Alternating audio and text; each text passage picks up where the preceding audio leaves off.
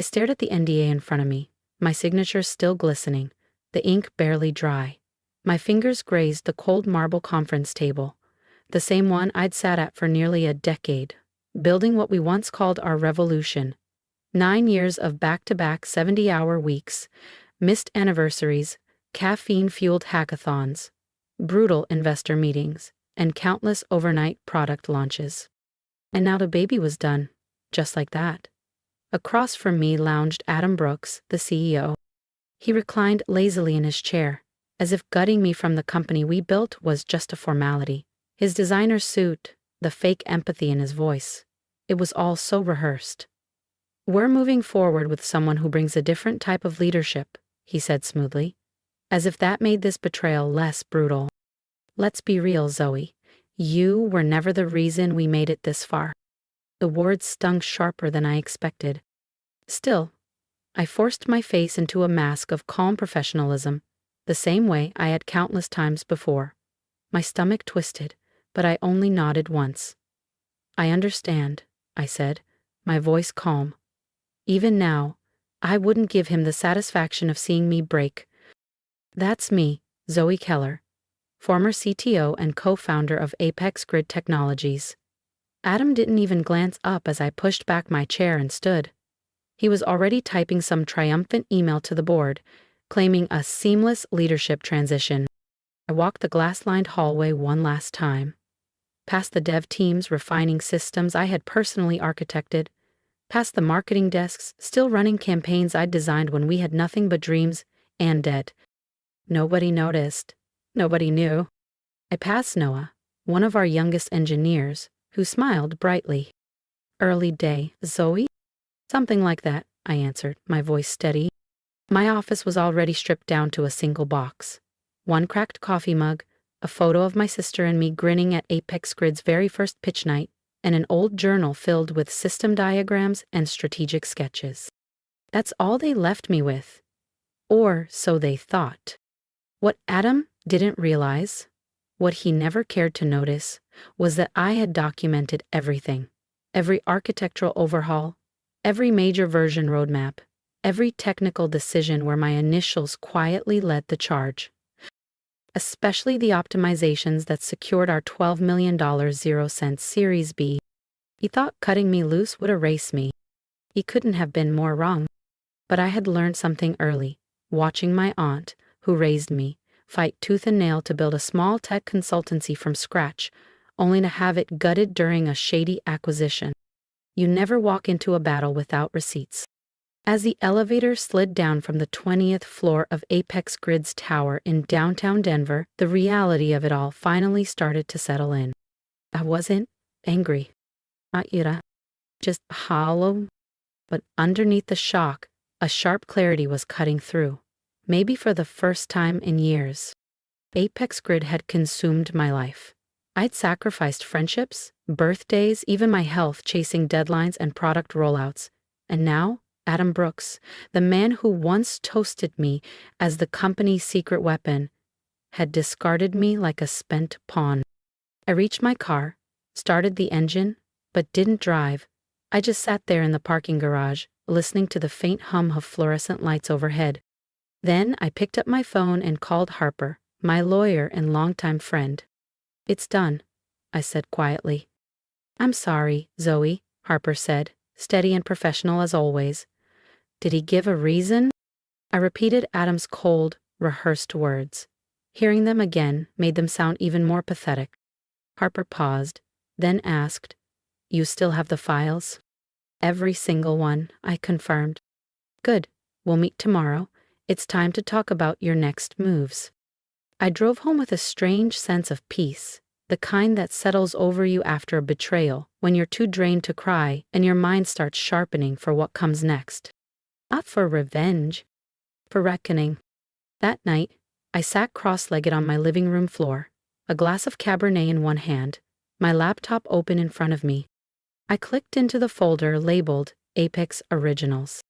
Inside were archived architecture blueprints, versioned code commits, early pitch decks with my initial stamped at the footer, signed design memos outlining proprietary systems, things Adam barely understood, But Apex Grid could never survive without. He thought cutting me loose erased my value. Is wrong. 3 weeks slipped by. I ignored Slack notifications, unread messages stacking up like digital dust. At first, it felt like losing a limb. But then, slowly, almost painfully, the quiet became soothing. For the first time in years, I slept full nights.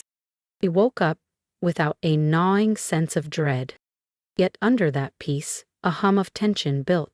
Because I knew something Adam didn't. Cracks were already forming, and soon, everything he thought he controlled would come crashing down. It was as if I had been scrubbed from Apex Grid's history the moment I walked out the door.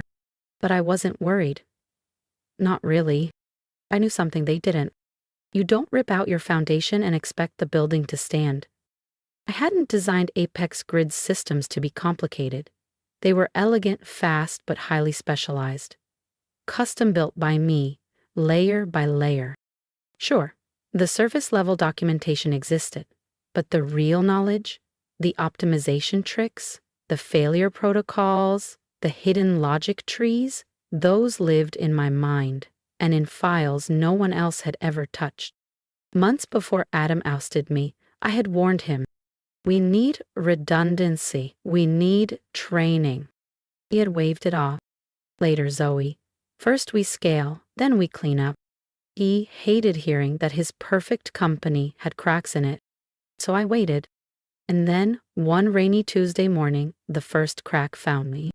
I was sitting at a corner table in a downtown coffee shop, sipping an Americano, when my phone buzzed. Unknown number. I let it roll to voicemail.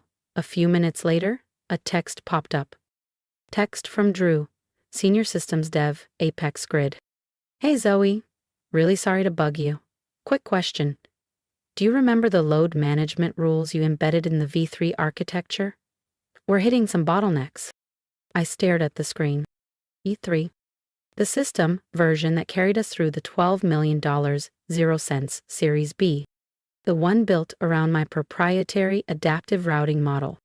There was no way Drew had the real schematics. Adam once called that version Zoe's magic sauce. I didn't respond. Not yet. The next day, another ping. Text from Alina, UX lead.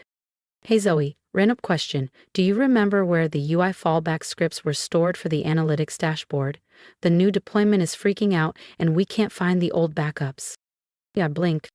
That dashboard was untouched for almost a year. What had they broken? And then they shake. Another. Text from Eli, the junior dev I once mentored. Hey Zoe, just wanted to say, things are bad here. Troy, the guy Adam brought in, has no idea how to manage the systems you built. It's chaos. Devs are scared. Thought you should know. I stared at the message for a long time. I should have felt furious. Instead, all I felt was this cold, hollow ache. Because deep down, I still cared. I had loved Apex Grid once. And now, I was watching it slowly collapse without me. I loved the people. The mission. Apex Grid had been so much more than just work. And now, it was rotting from the inside out. I called Harper. They're starting to reach out, I told her. Developers. Engineers. Even one of the interns. There was a brief silence on the line. And what do you want to do? She asked calmly. I exhaled. Nothing. Not yet. You sure? Yes, I said, steady. Adam made his decision. I'm just watching the consequences unfold. Smart, Harper replied. We let them sink, just enough to realize who's still holding the life raft. The next morning, it wasn't a developer who contacted me. It was a client. Subject, urgent Apex Grid platform issue. From Grahil Donovan, CTO Meridian Data Solutions. Hi Zoe. I know you're no longer at Apex Grid, but our team is facing critical issues with the API integration you originally developed for us. The new engineering contact isn't responding, and we're seriously considering pulling our contract. Is there any chance you can guide us in the right direction? I stared at the email. Not a help desk ticket. Not a company outreach. Me. Rachel was one of our largest enterprise clients. Meridian data made up nearly 15% of Apex Grid's annual recurring revenue. If they were thinking about walking, the board would feel it, and panic would not be far behind. I didn't reply to Rachel's email. Not yet.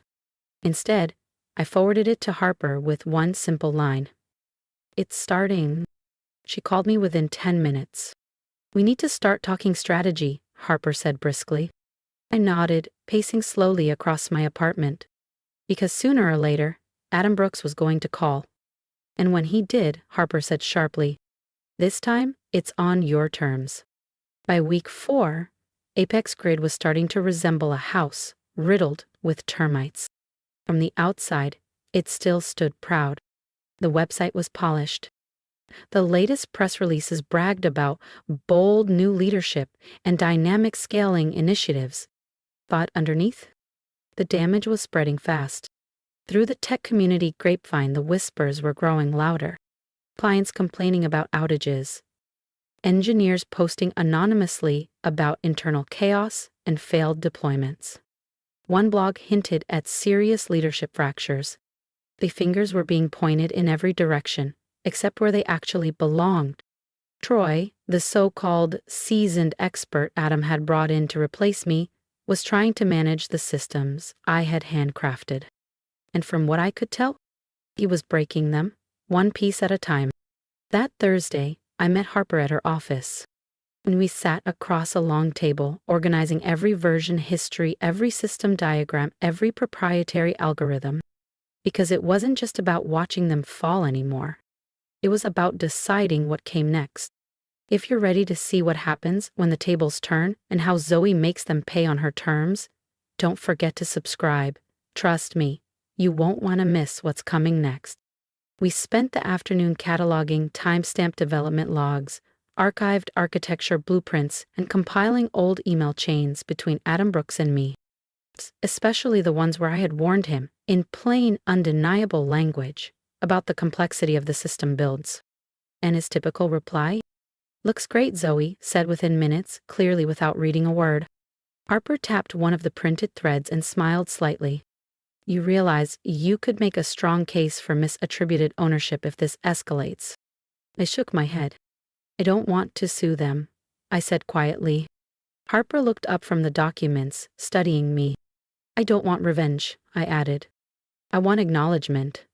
I want them to say it, out loud, that I mattered, that Apex Grid needed me, that they were wrong.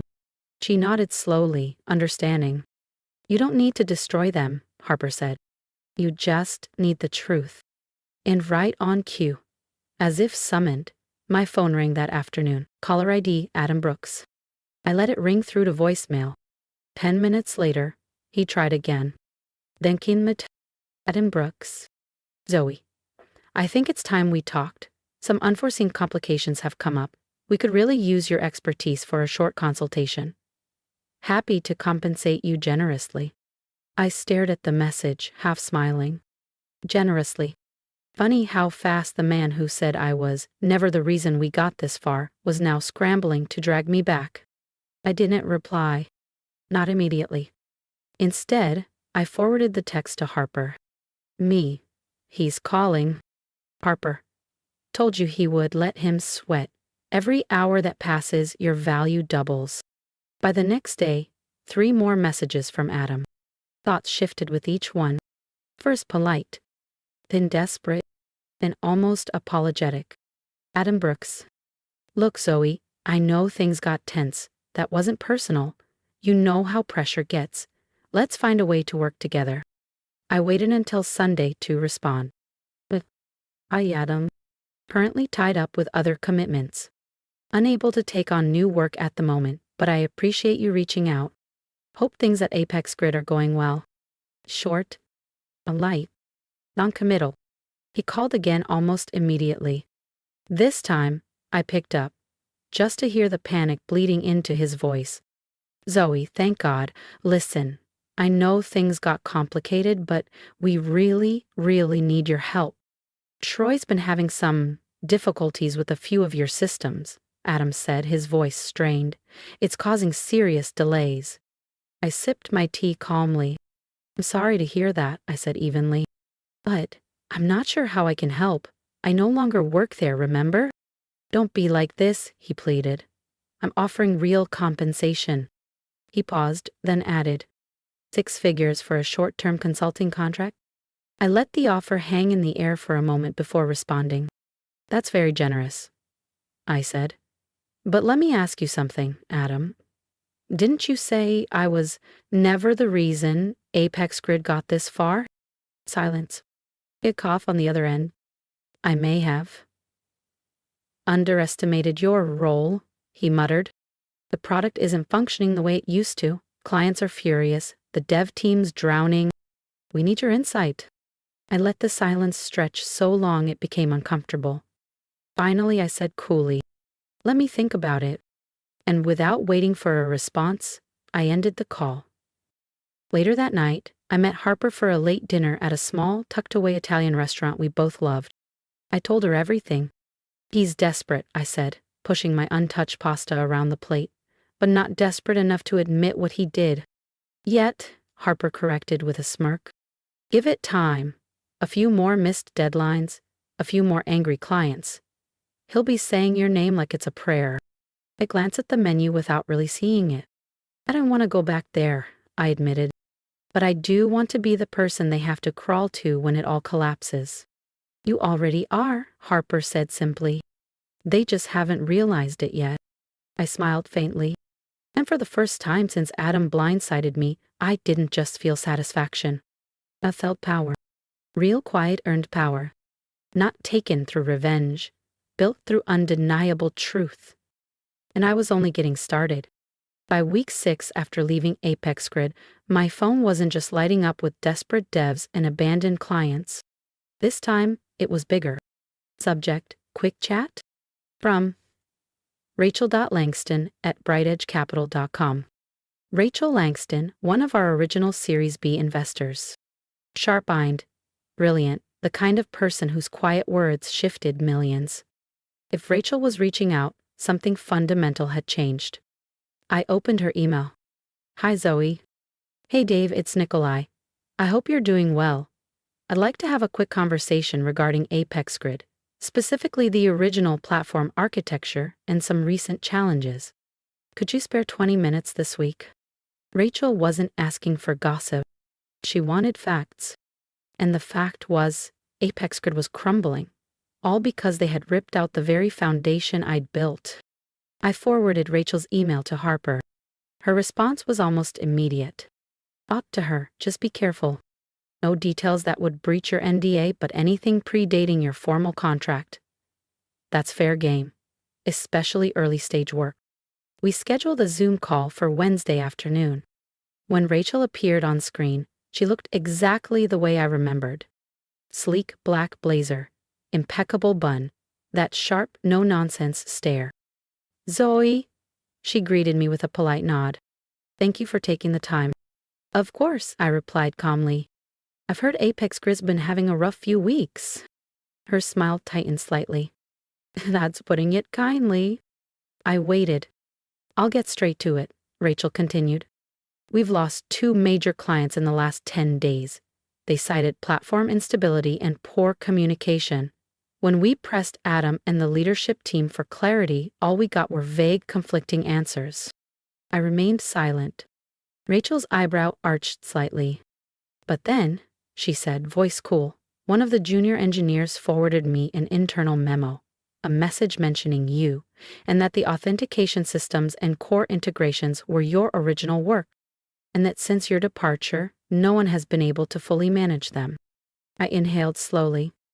The architecture you're referring to, I said carefully, I built it from scratch, before we had formal investors, before Adam hired a CTO, before there was even a product roadmap.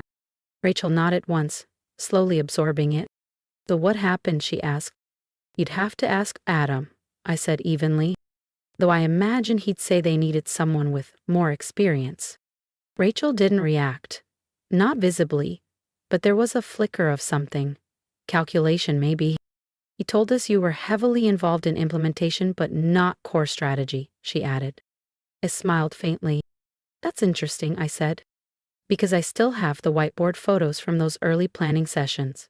My handwriting, my diagrams, my Git logs, all time-stamped, months before Apex Grid even had seed funding. For the first time, Rachel's expression shifted, just slightly. I'm not here to cause problems, I added, my voice steady. I'm just no longer willing to be erased. Rachel leaned back in her chair, thoughtful. I respect that, she said quietly.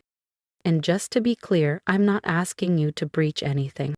I just need to know one thing. Her gaze locked onto mine. Was the core platform something only you fully understood? I didn't hesitate.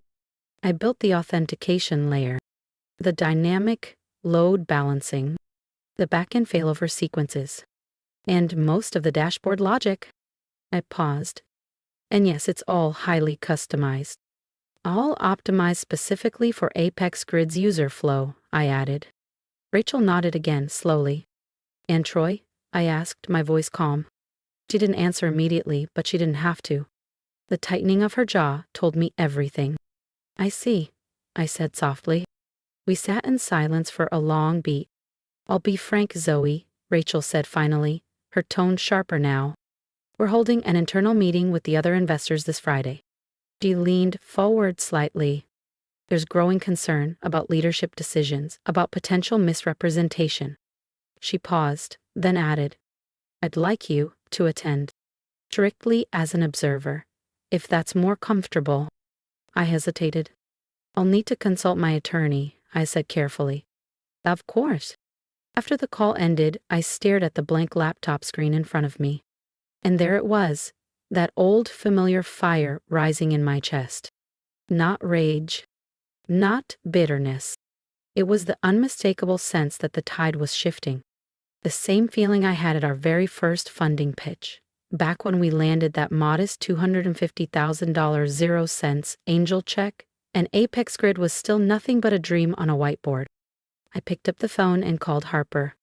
Rachel Langston wants me in that meeting, I told her.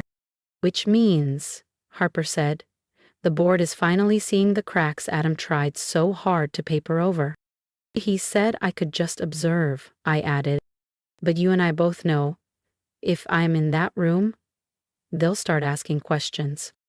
And you'll have answers, Harper said firmly. There was a brief pause. We prepared. Friday morning arrived under a heavy gray sky. There was a tension in the air I could feel down in my spine. I arrived at Bright Edge Capital's downtown offices 20 minutes early. Harper walked beside me, looking razor-sharp in a navy blazer, carrying a slim leather folder that probably held more leverage than anyone in that building realized.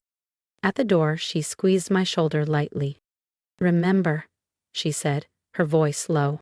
You're not here for revenge. You're here for recognition, for leverage. Let the truth speak for itself. I nodded, though my pulse was hammering in my neck. Inside, the conference room was charged with quiet tension. Round the long glass table sat Rachel Langston and two Bright Edge partners, along with a representative from another strategic tech fund I recognized immediately. Across from them, Adam Brooks, Troy, and two Apex Grid board members, both looking like they hadn't slept in days. Adam's face drained of color the moment he saw me. He hadn't been warned. Zoe, he said, forcing a tight smile. I didn't realize you'd be joining us. I returned a smile, cool and controlled. I was invited, I said smoothly, settling into the seat beside Rachel. Strictly as an observer. Troy dropped his gaze to the table, avoiding my eyes entirely. The meeting opened with Rachel calmly laying out the agenda. Officially, it was about performance issues, missed targets, and client dissatisfaction. But everyone in the room knew the truth. This was a leadership reckoning. We've seen a 17% drop in enterprise platform usage over the past month, Rachel said, flipping through a sharp-tabbed report. Support response times have doubled. There's been substantial turnover in your development team. And your latest software release caused 3 major client systems to crash. Adam shifted uncomfortably in his seat. We are aware of the issues, he said stiffly. We've been working around the clock to stabilize. And yet, One of the other investors, a strategic partner from Meridian Tech Fund, cut in? We keep hearing the same feedback from both technical staff and clients. He glanced across the table. We don't understand the system. Zoe Keller built it. My name dropped into the room like a hammer. Adam opened his mouth to speak, but I beat him to it. I won't comment on Apex Grid's current operations, I said carefully, my tone even. But I can confirm, the core systems including the architecture, the security framework, and the internal management tools were developed and implemented by me. I paused. I wrote the original code base. My records. I maintained the version control until my departure. And I documented everything extensively. Rachel nodded smoothly. We've reviewed Zoe's documentation. It's thorough, time-stamped, independently verified. Adam leaned forward, his voice tight with controlled panic. With all due respect, Zoe wasn't working alone. She was under contract. Everything created during her tenure belongs to Apex Grid. Harper didn't blink. You're referring to the standard employment agreement, she said coolly, which we've reviewed carefully. However, the authentication layer and core data synchronization systems were initially developed by Zoe prior to her formal employment. She slid a slim file across the table. She has GitHub repositories and time-stamped project logs dating back over a year before she signed on officially. There is no signed IP transfer agreement for that pre-existing work. The room fell into a stunned, heavy silence. Troy finally spoke, his voice small, almost broken. Oh, I wasn't able to reverse engineer it. We've tried. It's too customized. I glanced at him. Gone was the arrogant professional they had once touted.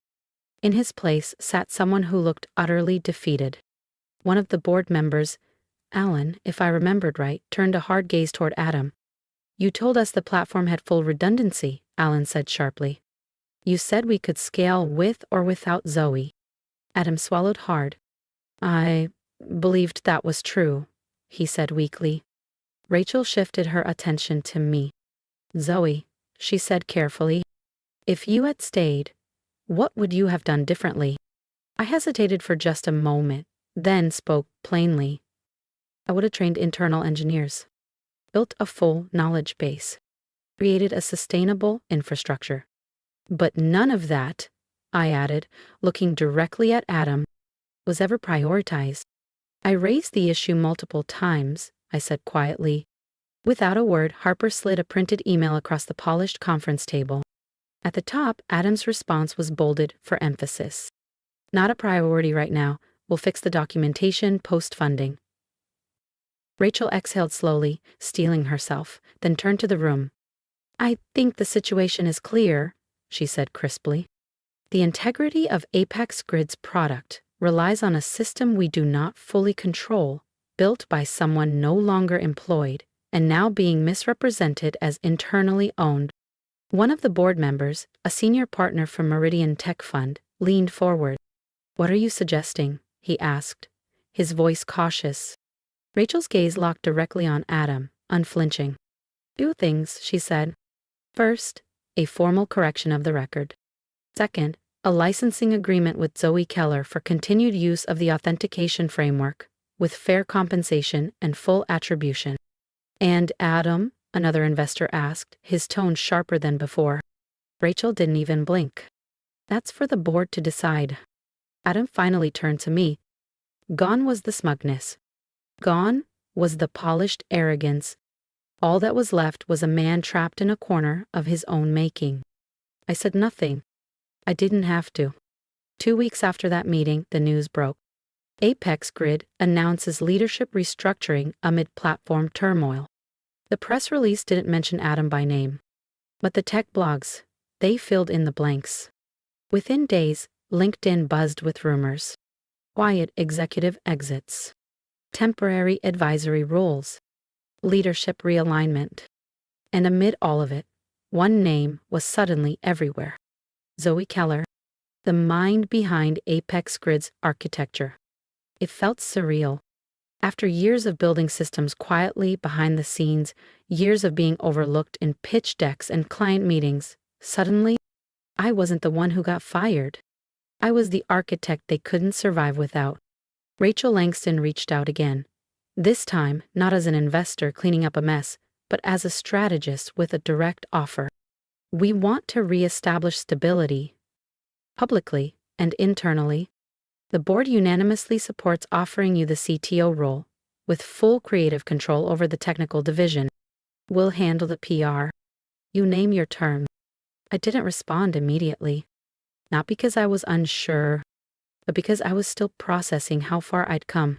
The girl who once fought for a seat at the table was now being asked what size and color she wanted her chair to be. And right on cue, my phone buzzed again. Caller ID. Adam Brooks. I let it ring twice before answering. "Hi, Adam," I said calmly. He sounded tired, defeated. "Zoe," he said quietly. "I just wanted to call and say thank you." "For what?" I asked, my voice cool but steady. "For not throwing me under the bus," he muttered. "Ellie, in front of the investors." "You did that on your own," I said, my voice even, not unkind. Adam sighed heavily on the line. "I messed up," he said. "I got caught up in appearances. I didn't see the foundation because I was too focused on the spotlight." He hesitated. "And now, I see it. Everything you built. Everything you held together. And I'm sorry." There was a pause. A year ago, hearing that might have broken me open. Now, it's just leaving Stoneside. "I appreciate the apologist," I said quietly, "and I hope you truly learn from it." "I will," Adam said, voice low.